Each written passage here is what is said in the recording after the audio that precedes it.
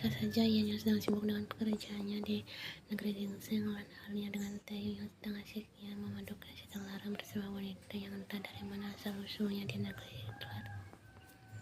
Tidak ada yang bisa memprediksikan kapan hubungan terlarang mereka akan kandas, dengan Taehyung yang kembali setia pada sang istri dan Hara yang memilih untuk mencari pria yang belum beristri.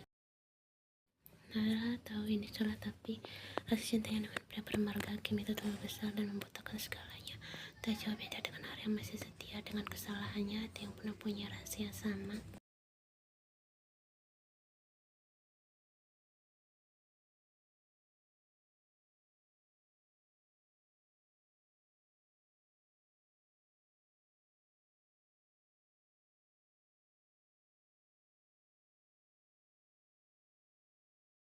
Ini sudah 4 hari mereka berdua menghabiskan liburannya di negeri Hitler. Lebih tepatnya mereka menghabiskan liburannya di Berlin, berperilaku layaknya seperti pasangan suami istri yang sedang berbulan madu. Taehyung menikmati liburannya. Terlebih lagi Hara. Iya, aku senang akhirnya kau menepati janjimu, ujar Hara. Mereka saat ini sedang menikmati pemandangan indah di Bierwald, sebuah taman kota yang hijau dan asri di Berlin. Tidak ada alasan khusus kenapa Taehyung mengajak Hara pergi liburan ke Jerman. Yang jelas, Taehyung hanya ingin membuat Hara senang dan tidak merajuk lagi padanya.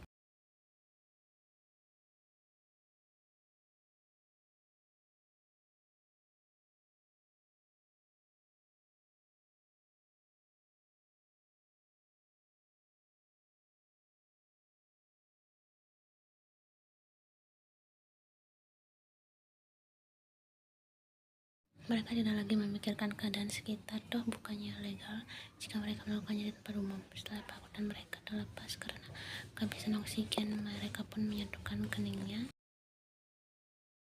Ingin berjanji sesuatu padaku. Hara menjadi orang yang pertama yang mengeluarkan suaranya. Setelah nafasnya dirasa sudah teratur, dia menatap tepat di manik indah Hara tanpa merubah posisi mereka masih saling menempelkan keningnya.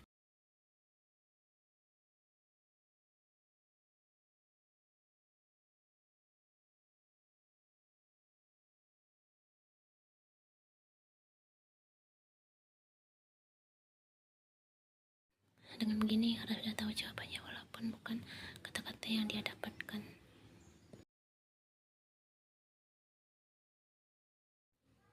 Dokter, pasien dengan nomor ruangan 1061 kritis, ujar seorang suster yang baru saja datang ke kantin. Terlihat bahwa suster tersebut habis berlari karena nafasnya terengah-engah. Seon baru sadar akan melakukan makan siangnya bersama Yen. Ya, setiap makan siang mereka berdua selalu bersama, namun kali ini gagal karena laporan mendadak dari salah satu susternya yang menyatakan bahwa pasiennya kritis. Pasien langsung berlari meninggalkan makanan yang belum sempat tersentuh, mementingkan keselamatan pasien daripada makan siangnya yang akan terbuang sia-sia.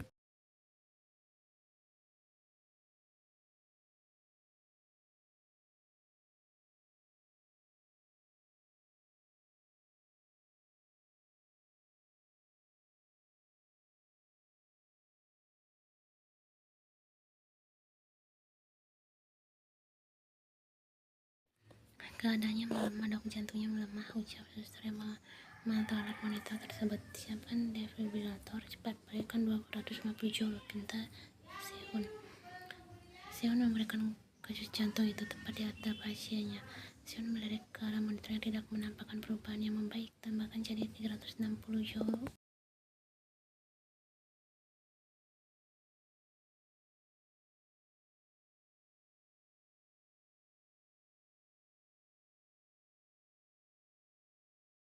Frustasi karena melihat tidak ada tanda-tanda akan membaik, Seon melempar alat kerja jantung itu, meninggalkan kacamata yang dari tadi bertengger di hidung mancungnya dan menekiranya pasien lalu melakukan CPR. Komun harus tetap hidup, ujar Seon putus asa. Bukannya mengalami peningkatan, justru Seon malah mendengar suara nyaring yang Seon tahu pasti menampakkan garis panjang lurus di layar monitor.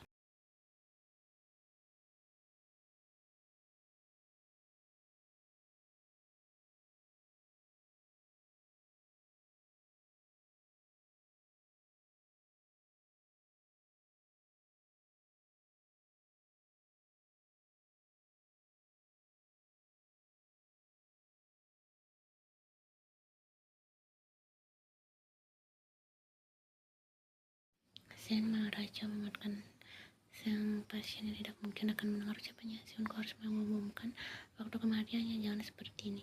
Diam, aku bisa menolongnya. Ucapannya terpotong karena bentakan Seun.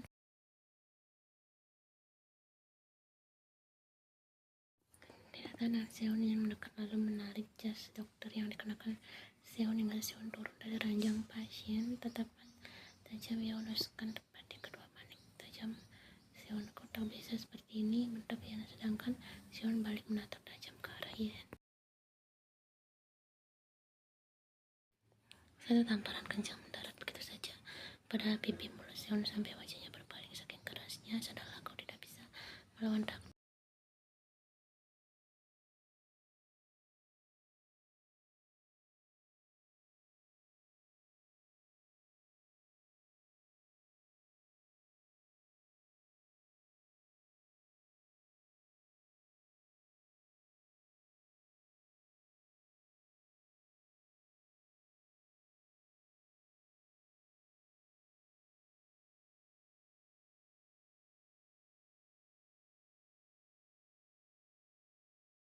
Ia mengambil Seun yang sudah duduk bersimpuh di atas lantai, memberikan pelukan hangat dan kata-kata penyemangat.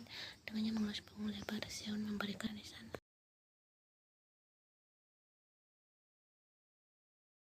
Sudah aku tahu di mana ada kehidupan, di sana pun ada kematian. Ini takdir Tuhan. Kau sudah melakukan tugasmu dengan baik, Seun. Begitulah katanya.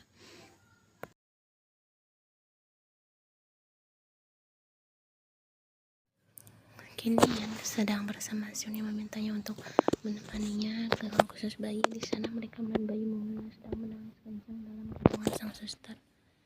Bayi cantik itu sudah tidak menggunakan tabung inkubatornya karena kondisinya kini sudah membaik. Ingin masuk denganku, tawar Yan. Melihat Seun yang dari tadi hanya diam, Yan menjadi tidak tega dengan kesedihan yang dialami dokter tampan ini. Seun mengabul lalu mengikuti Yan yang mulai membuka pintu ruangan khusus bayi. Berikan padaku, suster Choi, pinta Yan, dan sekarang bayi cantik itu sudah berada di tangan Yan.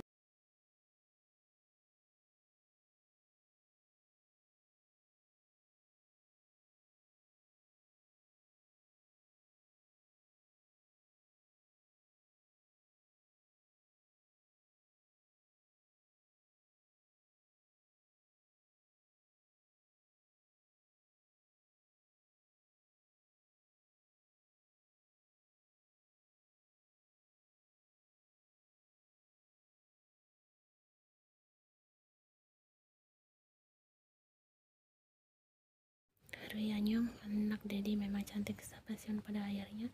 Ia tersenyum tipis. Setidaknya dia bisa membuat Seun sedikit bersuara. Jangan menangis lagi ya, di sini kau tak sendiri sayang. Kau punya Mommy dan kau punya Dedi yang sangat tampan. Yan kembali mengajak bicara Rui yang sudah selesai menangisnya. Semuanya terjadi begitu saja dan sekarang Seun resmi mengadopsi bayi perempuan cantik yang bernama Rui Chan. Oh, Rui Chan.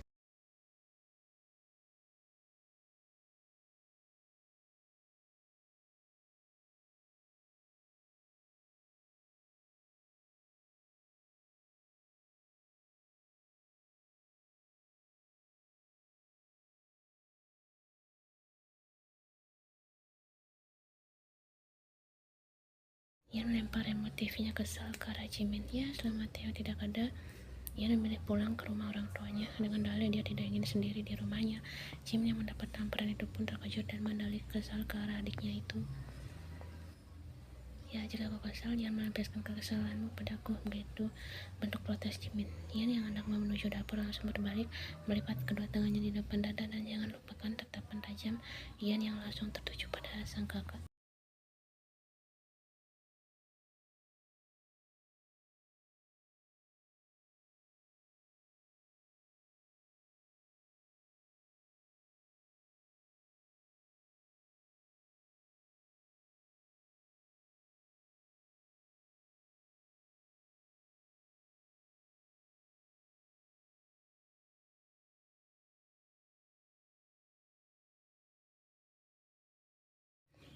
Ya, asal kau tahu, banyak wanita yang mendengarkan jika kakakmu sedang bicara. Oke, Jimin benar-benar kesal. Sekarang Yan berlalu begitu saja. Niat awalnya ingin mengambil minum di dapur pun kandas. Ia lebih memilih menuju kamarnya yang dulu dia tempat.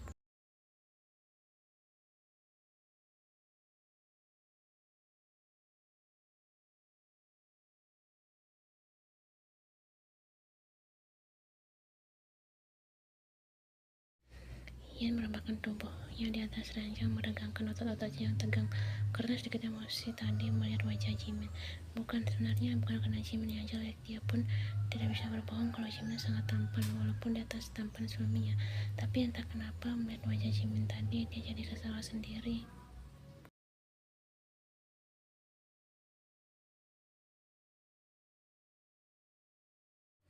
Ian mencoba memejamkan matanya, namun urung karena ponselnya berdering. Dia bisa melihat nomor asing yang menghubunginya.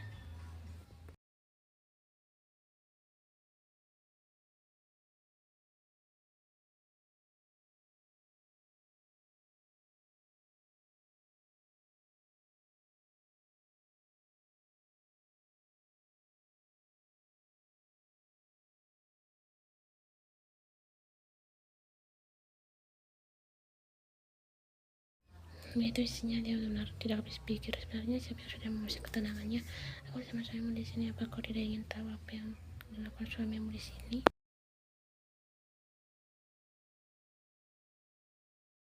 Ia semakin geram, namun pesan selanjutnya membuat dia lemas ketika kau ingat gantungan tas beruduk kelinci yang aku kasih padamu, yaitu aku.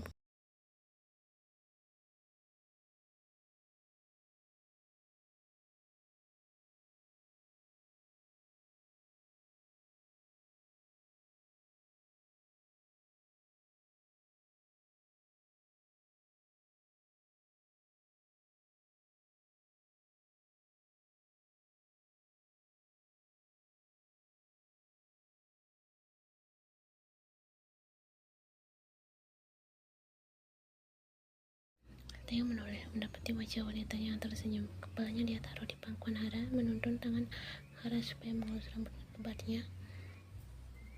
Aku ingin seperti ini. Theo menutup matanya perlahan saat hari-hari lentik kan rambutnya. Sudah lama sekali kan kalau kau selalu seperti ini padaku, ucap Hara, senyuman tipis terbit di bibir tipisnya. Theo tidak tidur, dia hanya memejamkan matanya menikmati sentuhan Hara di atas kepalanya. Aku nyaman denganmu, aku suka, jawab Theo dengan mata yang masih terpejam sampai setiap bibirnya menyentuh telinganya. Bagi Hara ini semacam bentuk pujian untuk dirinya.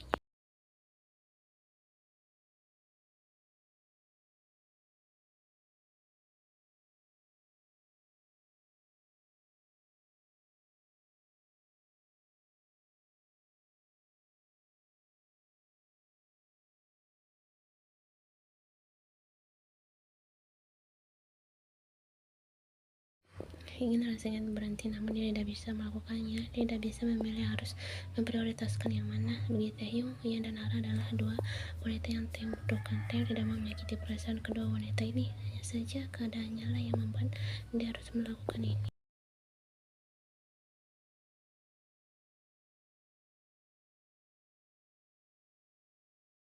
Percayalah padaku, Ian, aku mencintaimu, maafkan aku. Batin Taehyung menjerit seperti itu.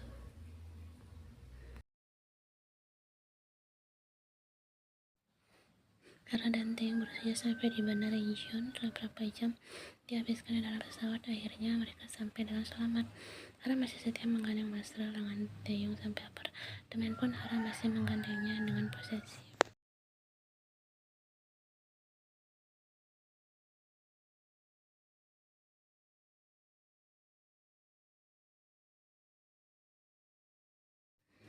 Kau ingin mandi? Tawar Hara. Dia tahu pasti Taehyung sangat lelah dan membutuhkan sesuatu yang membuatnya rileks. Taehyung hanya mengangguk lalu melepaskan tiga cincin kemeja teratasnya. Tunggu sebentar, aku akan menyiapkan air hangat untukmu. Hara berlalu meninggalkan Taehyung yang katanya ingin menyiapkan air hangat untuk Taehyung.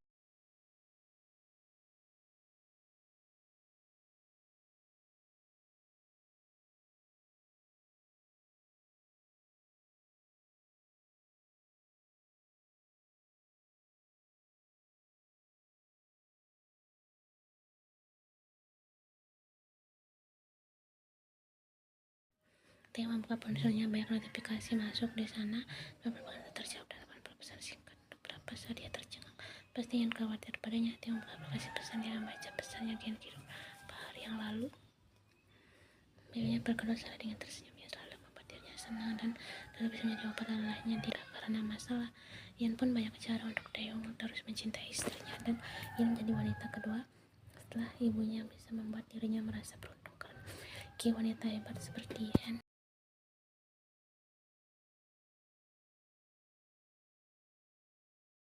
Bagi Taeyong, Ian adalah wanita yang penuh berkah dan penuh cinta dan penuh pesona. Tidak ada seorang pun yang memiliki nilai lebih seperti Ian, sekalipun itu akan beradik atau kembar sekalipun. Taeyong sadar bahwa salah satunya pasti berbeda dan tidak akan tampak sama.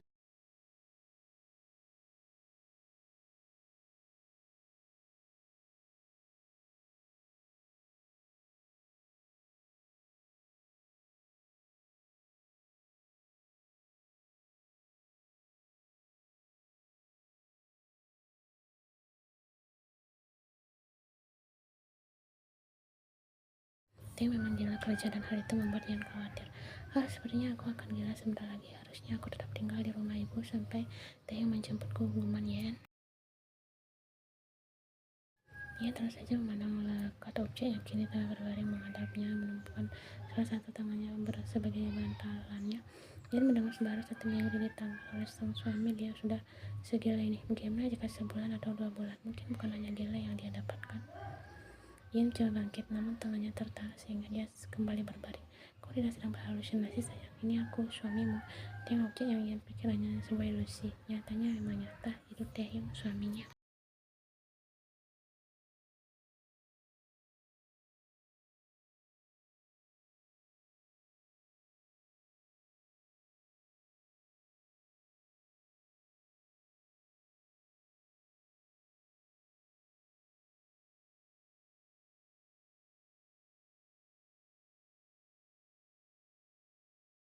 Maafkan aku akan memberimu kabar, sesal Taeyong. Ia hanya mengangguk mengiyakan, mencoba untuk mengerti dengan kesibukan suaminya. Tidak apa-apa, aku lega bisa melihatmu pulang lagi. Aku pikir kau akan menetap di sana dan menikah lagi dengan pekerjaanmu. Ia mencibir kesal, nada bicaranya terdengar merajuk.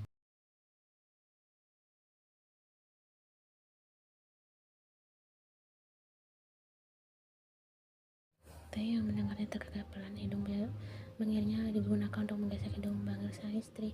Ia merajuk, mana mungkin aku menikah dengan pekerjaanku? Habisnya, kau selalu fokus dengan pekerjaanmu sampai lupa padaku. Jari jemari Ian bergerak di atas dada. Bidang milik Taeyong menggambar pola abstrak di sana. Maafkan aku, untuk kedepannya aku usahakan untuk selalu memberi kabar padamu, ucap Taeyong pada akhirnya. Tangannya dia gunakan untuk mengusap rambut panjang sang istri.